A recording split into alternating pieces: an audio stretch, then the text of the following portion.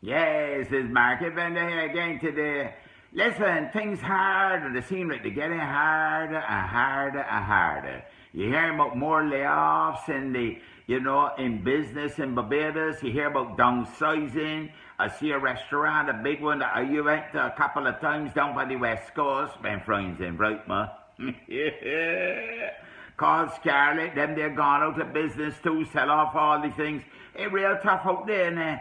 Look, and I also hear Mr. Kimar Safri basically say that people are now calling ahead to the homeless organization in Bridgetown to say, listen, we want to make a booking, you understand? Because it looked like we're going to be homeless very soon. That's something else, that people anticipating being homeless in Little Barbados.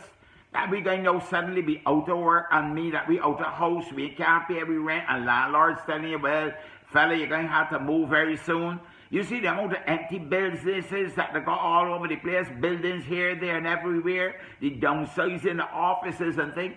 But is it part about calling ahead? You know what it is like to sit down and say, well, look, in another few weeks, I ain't got no work, I ain't got no income at all. And I'm going to have to now be looking for some place to go and live, and I'm going to go into the homeless organization and live in that. So you're calling ahead is like making a hotel booking, ain't it, nah? Eh? You pick up the phone and you're making a booking, to say, can I book from now to come?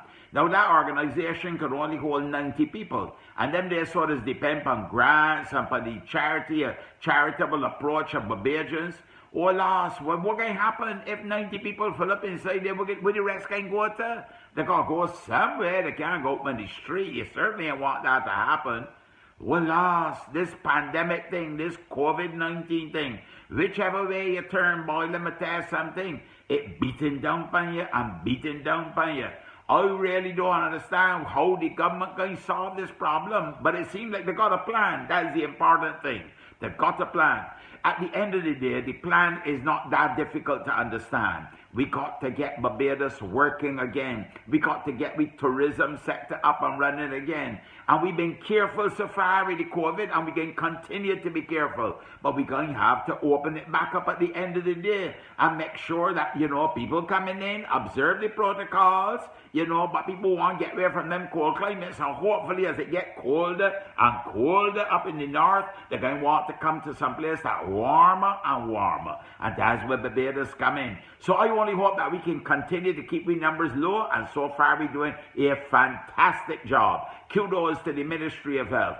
Kudos to the people who work in Grantley Adams International Airport.